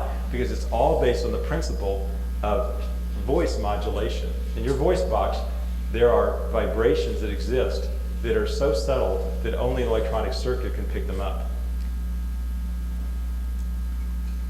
The technology is absolutely valid. 5 US patents went into this product. We are the only people in the world to sell it. We created this in SHRP Image Design. It sits on your desk, let's see, like this. Or it can stand up like this. Or it can sit flat on its rubber feet like this. It's a beautiful little work of art. And to buy all this for $149 is truly amazing. We're going to give it enough advertising. I think it'll really sell. And it's a very, very unusual and exciting technology. Okay, here's one that's not quite as complicated. Rather simple little product, but very appealing. You know, we did sell a face massager the last couple of years, and that was a nice selling product. I think it suffered from a problem of appearance that most women just found the product rather atrocious, the original face massager. So this one is designed, this is the Cleopatra look, or the Ben-Hur look, if you will. So this works with a Velcro strap like this. But what's nice about this product, which is called, looks pretty goofy, huh? Okay. You can use this in so many ways. This is the best feeling product there is. You can use it on your scalp and head by positioning it in this position here. You can wear it like this. This is the King Henry look or something, right? You can put it on your neck and shoulders back here. You can turn it upside down on your neck and shoulders and do the base of your head, like this. And no matter how you do it, it feels really great in all these positions. And so we call it the Contour Concept Massager. We're getting away from the term face. Because this product has so many nice little uses. You can put it on your shoulder, like this. You can put it on your leg. It's a great little product. And it's called the Contour Concept Massager. It's got controls that are similar to the face massager, but you've got a pulse rate and you've got a power rate. Let's see if this one's working. So you know it's got this pulsing action that you can slow down or speed up. And then the power does the same thing. Go from slow to fast. And this is designed to retail for, I think, 15? No. I hate to show you this ambivalence. I think it's about 59, 69. What do you think it should be?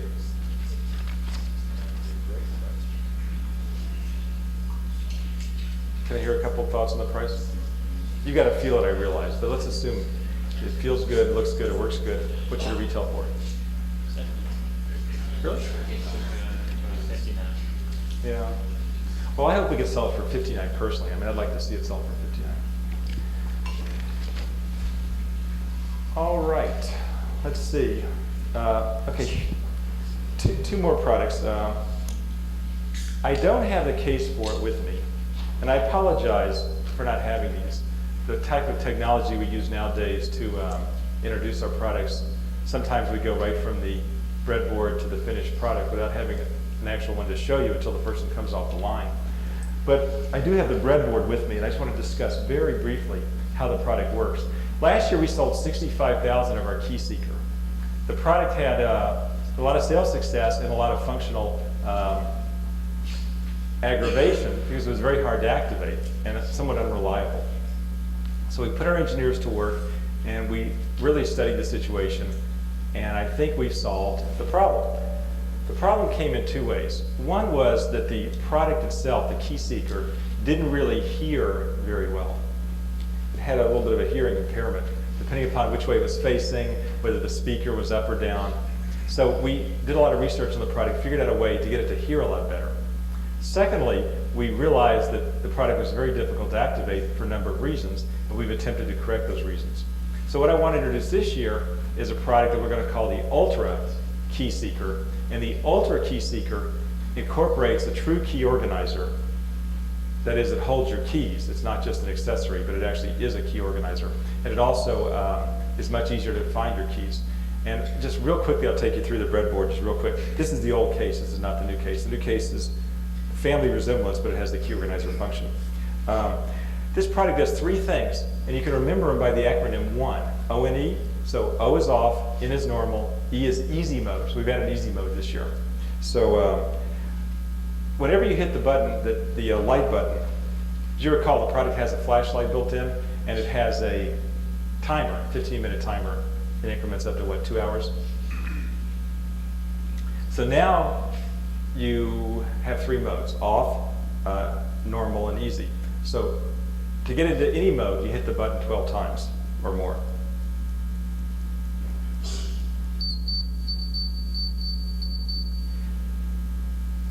Let me do it 12 more times to go to the next mode.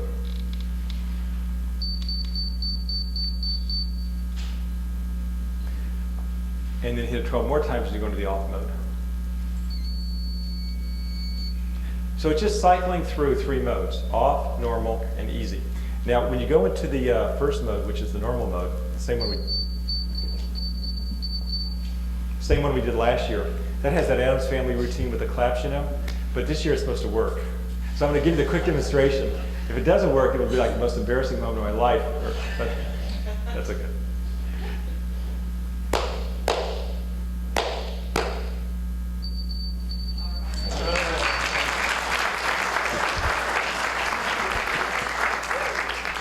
Now for my next trick, we'll go into the easy mode. Okay, so this is the easy mode. Just 4 claps. Forget the cadence, forget the pacing. Just clap 4 times.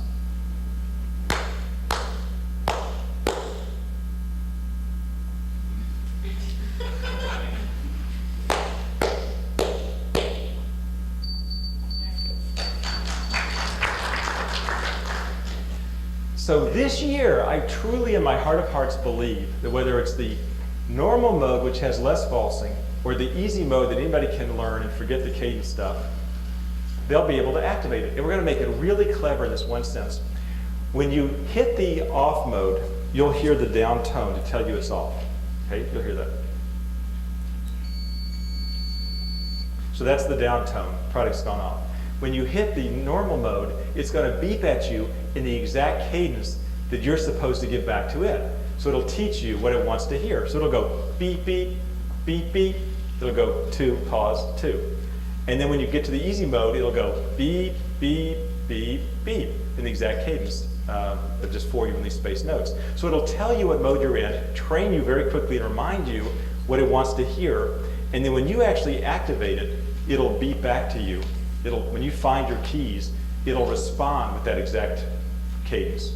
Either the 2, the pause, the 2, or the solid 4, and let you know which mode it's in because you'll forget.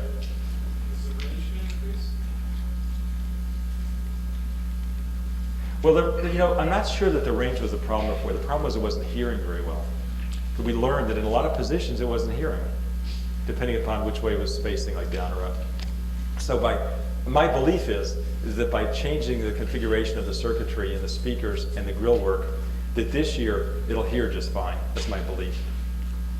So I'm really excited about this because we sold 65,000 units of the old one, and quite frankly, none of us were real overjoyed with the way it worked. Okay, we're about done here with my section. 1 or 2 products more. This one. This product's going to introduce in about November. This is a really interesting product. Unique to the Sharper image, nobody else in the country has this. We will be advertising this in a lot of men's magazines. Men's magazines because these are only for men. They don't come in women's sizes. You heard that line that you've always wanted to be tall, dark, and handsome? Well, at least now you'll be tall. Because these insoles, called Power Flow, give you 3/4 of an inch of height addition. They're height-enhancing insoles. It finally dawned on me after all these years, everybody wants to be taller. There's hardly a person that doesn't want to be taller. Bob Busby, maybe. Everybody else wants to be taller because it's so much fun to go to a cocktail party or to stand around with your group at a singles bar or at the office and to be taller. And I thought if we could make a product that had a little bit more sales appeal in addition to the height enhancement, we'd really have something. So this trademark name PowerFlow, which we trademarked and we created this product, does a couple of things. It's got a unique airflow system that propels air from the heel to the toe area so that as you're walking or standing, squishing back and forth, it actually cools your feet. In addition, it has a lot of shock absorbency built in, so that if you're walking on like city sidewalks or standing up all day on a hard surface, it really does cushion your spinal column and your heels against shock. It's a nice feature. The top is a very nice quality premium leather. So we have premium leather, shock absorption, airflow system, and 3/4 of an inch of height enhancement. Nobody has this but us. It's our exclusive product. We thought it up, we made it, and it'll be in our stores about November. It's called PowerFlow. So I personally think this is going to be really, really successful. We'll have to wait and see, but I'm very optimistic about this product. We are going to be running full-page ads in a lot of different men's magazines, those sort of babe hunting magazines that men read, Male Millennium and all those kind of magazines. What will that retail for, Richard? Well, my thought, I'm open to your suggestions. My thought was $35 for one pair or two for $60. The reason well, I was thinking $35 for one pair or two pairs for $60. And for insoles, you could say that's a little bit steep. On the other hand, the only height elevation shoes on the market are around $200. And there is a nice company, Luke, what do you think? I was just saying that the only time you see those type of elevator type shoes are the back and a small orange head like GQ magazine. So Right. It's a good market. Yeah, well, you know, those magazines like GQ, Esquire, Male Millennium, Babe Watch, whatever they're called, they're always catering mostly to single males that want to meet women. And what could be more important than standing around being, you know, 3/4 of an inch taller? So I think it's a great product. I love this product. I think it's absolutely a home run product. And if we advertise in full-page magazines, because our Sharper Image customer may not be the target market for this, but if we advertise in the target market, we'll get all these new customers coming in our stores looking to pick up a pair of these. Under the counter, no less. They come in. Well, they actually come in a beautiful blue flannel bag with gold pull strings. I mean, it's really a well-done product. I mean, the premium leather, the blue flannel bag, the gold pull like Bally does. This is a gorgeously packaged product. The sizing is going to be even sizes from 6 through 13. And we'll have to, when we get the first ones off the production line, determine if we should suggest they trade up or down a half a size. We are hoping to design the product so that you can trim the toes half a size also if it's just a tad too long. I'm really excited about this, you can tell. You know, this doesn't compete with the gel insoles or the sport insoles because those products are really designed for active use, walking, running. These are really designed more for appearance, even though they're perfectly comfortable to walk in. The obvious fact is if you have a really fine, small shoe that doesn't have much rise to it, you're going to be pushed up in your shoe and you're not going to be as secure. And if you have a shoe that has a higher rise to it, like a lace-up shoe or a boot or a true walking shoe, you're going to be perfectly comfortable. And I've tried it myself quite a bit, so I can tell you they're fine. I mean, there's got to be a trade-off in life, and the trade-off for being 3/4 of an inch taller is your shoes will seem shorter.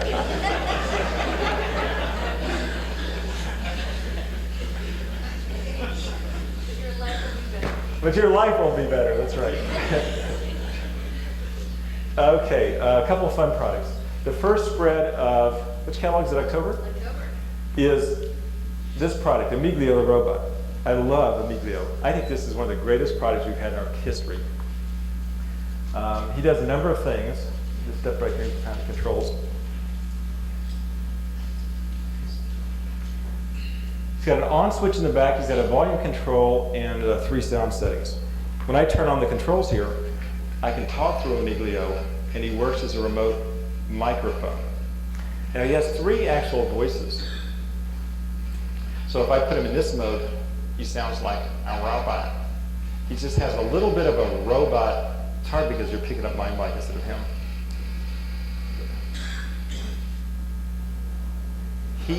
He has a sound quality to him.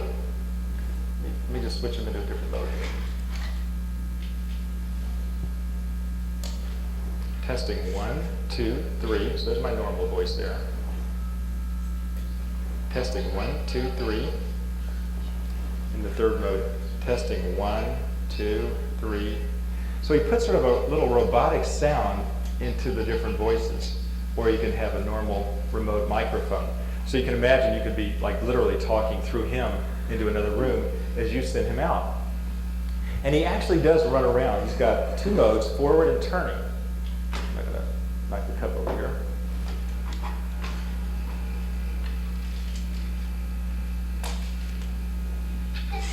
So he goes forward. Oops, he does go forward. He turns.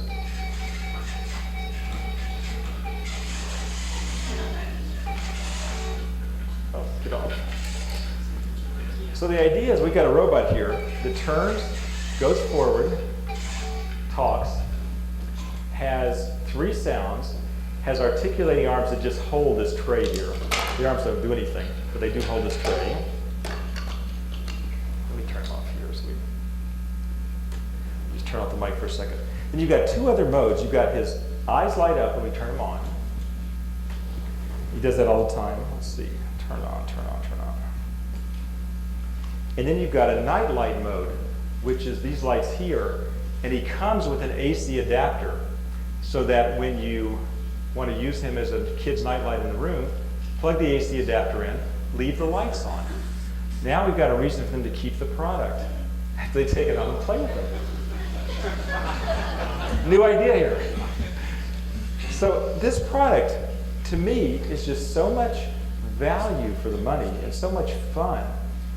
Between the style, the night light, the voice transmission where you can remotely talk, the power, and the retail is really decent. Yes? Does it run on carpet? Well, you know, that's a good question. He runs on short carpet. He won't run on long carpet very well. And that is the single serious drawback to the product, if there is one.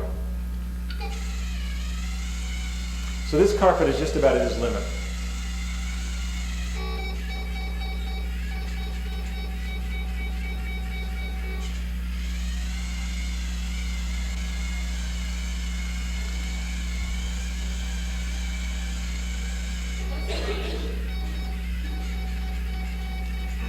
The other drawback you're going to have in the stores is unfortunately he goes through batteries pretty quickly, which is a real pain, and I apologize for it, but I don't know how to get around it.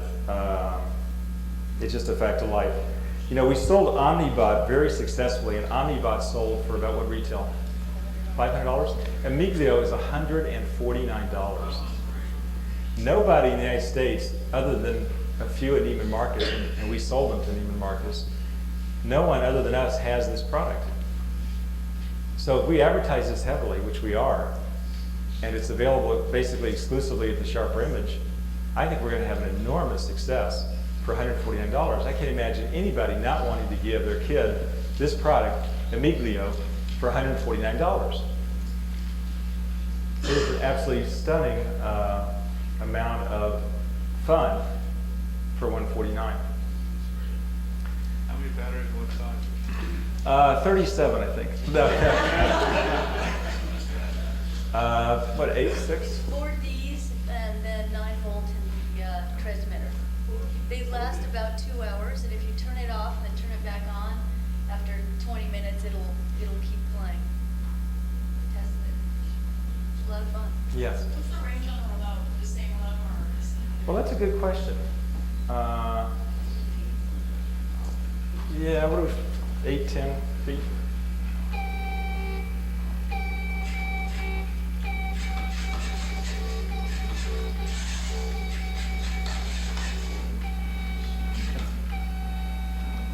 Is that about the end right there? Yeah, it's about 10, 12, 15 feet.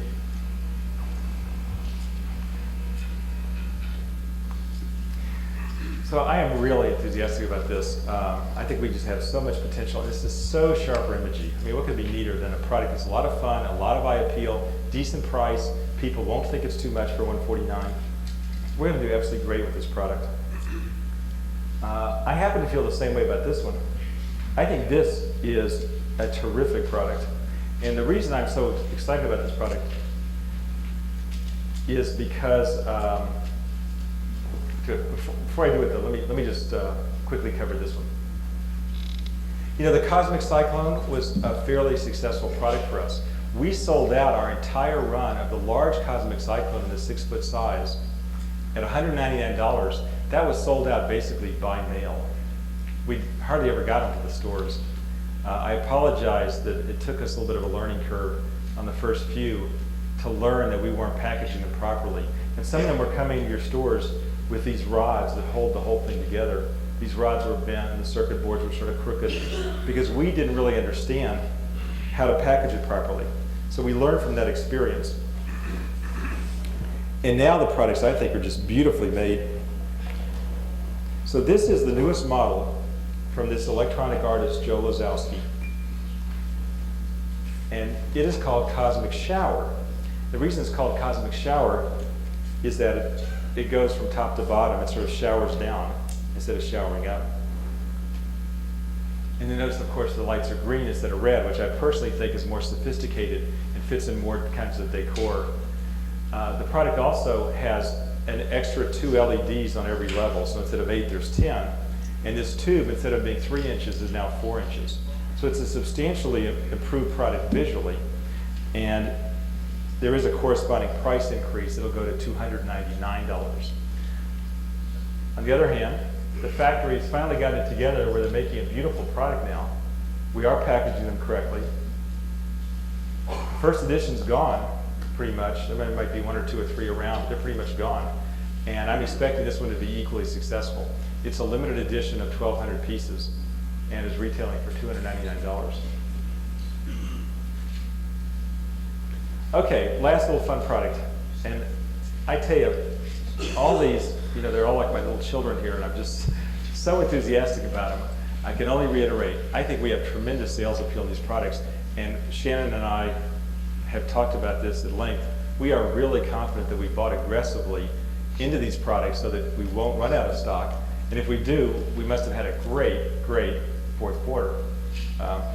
This product was found at the Hong Kong Toy Fair, and it was the one booth that always seemed to have 50 people clustered around it watching this guy do his little routine. And I kept watching these people for a couple of days thinking, boy, if the product has that much interest, there must really be something about this product. And the more I looked at it, the more I thought, well, you know, it's an incredible amount of work to put all these plastic molds together and to make the product come out sort of this appealing looking for a really reasonable price.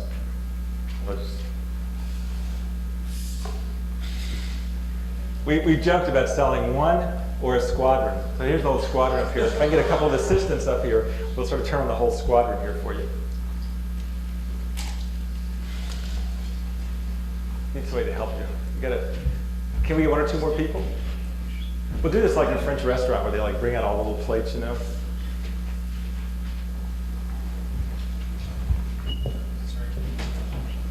Hold on 1 second, guys. Not yet, not yet. Hold it. Can you move the tower? It's okay. Move the tower? Okay.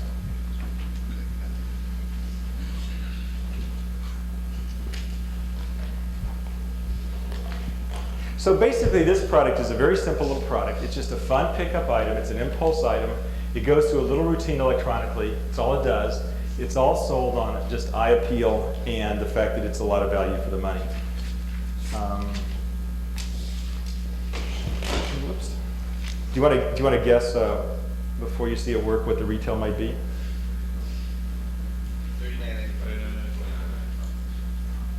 Good guess. 29. No, 95. It's 29. A lot of value for $29. Okay, gang. One control in the back here. We ready? Okay. Well, this guy's doesn't have any batteries in him. Very good. This one's not working.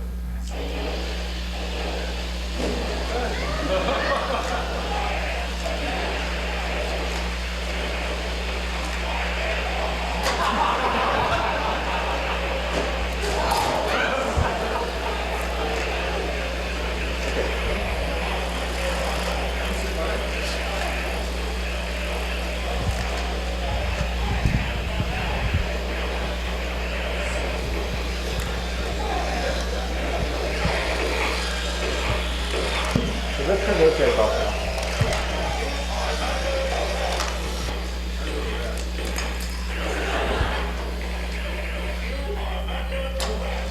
Okay. Well, I want you to hear what he actually says. This is so cute. Let me get him sort of positioned here.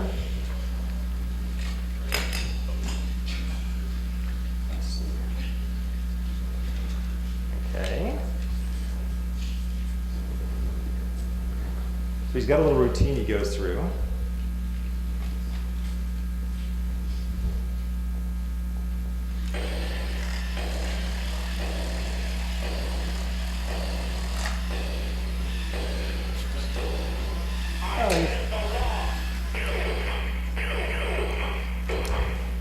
Let's get, I don't know why he's doing that. I'm going to try this next time.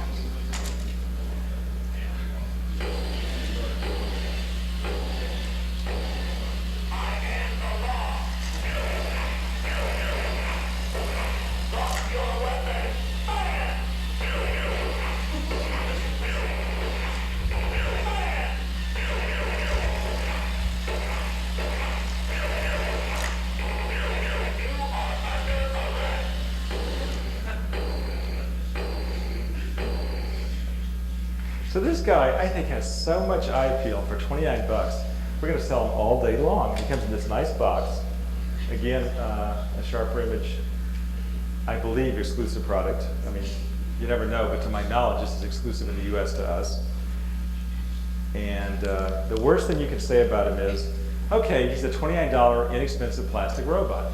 On the other hand, it is hard to find anything like this for this price. And go to Toys R Us and check it out, and you'll see that. So I think it's one of these pickup items that people would just pick up just like that. Oh yeah, real quick. Yeah, when he comes out of the box, he's not folded correctly. And the instructions tell you very clearly, you've got to open his arms, you've got to pull the arms up, because if you don't, what'll happen is he'll hit himself as he tries to turn around. See, he's hitting himself on the sword here. So you've got to take him out of the box, raise his arm, get his shield out of his own way so that he doesn't hit himself when he turns around. The other thing you'll notice is that when you turn him off, he's on a little voice loop, and the loop has to complete its 5 or 10-second routine, so he won't stop in mid-sentence. He's got to queue up for the next. It's a chip, and it's got to run the whole length of the chip. So when you turn him off, he goes on finishing for about 5 seconds. That's just the way the product works. The other thing is the batteries. It has battery compartments under the feet, but it really doesn't take batteries. We're sure about that, huh? Yes. That's interesting. It says here. Batteries only go in the back. That's interesting. So the feet battery compartments do nothing. And this is the battery compartment here? Right, yeah. Okay. Just so the customers know that. That's interesting. So that's called Robot 2001. So what an interesting combination of products. I mean, you got the cellular phony from 2 for $20. You've got Robot 2001 for $30. We've got Amiglio for $149. The True Seeker for $149. The Stereo Digital Sound Soother for $199. The Contour Concept Massager for around the $59 price point. This is going to be enormously successful for $39. It's actually $7 more than the Panasonic. We will continue to sell the Panasonics for a while, see what happens, but I really personally believe that the $39 product will have so much more eye appeal as a gift, and with the light and the wash feature, people will want the $39 product. The Ionic Hair Wand is absolutely revolutionary and a great, great functioning product. The height enhancing inner soles, I'm really in love with. Those ads will not begin until December, but once they begin, I think we'll have a huge hit on our hands.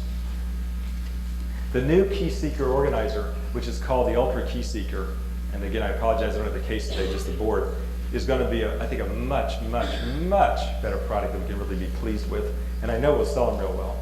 This will sell the travel sound soother, and we've already had a proven success with the Cosmic Shower. So these products which we've been working on, and I will only forecast for next year, you will see actually some more of what I consider the revolutionary as opposed to the evolutionary technology products. We have some really, really exciting things we're working on. It's been so difficult to get them off of the laboratory bench and into the hands of the manufacturers because the benefits that some of these new products provide are truly so interesting that they're difficult to make. But we've been working on them a long time, and next year some of them will come to market. So I'm really, really stoked, not only about this year's fourth quarter, but also about next year. As I start off saying, in our company's history, this is a real good period. I can tell. I really need that extra 5% you can provide by helping me putting the best products in places where people see them and helping us ensure the floor coverage, the greeting, and the salesmanship and saleswomanship. And my third point and closing point is I have thought about these products all year long. I have a tremendous amount of confidence they're going to sell real well. I know it's always a question mark until you actually see them sell, and certainly some will sell better than others. But I have a very, very high level of confidence that these products are going to do real well. So you'll have a good selling season. Thanks, and I look forward to chatting with you during lunch.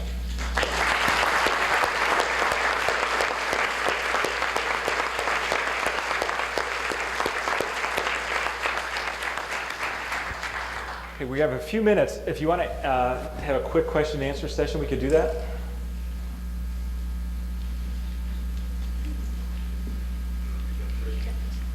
Sorry. How many of the affiliates have we committed to? How many we want?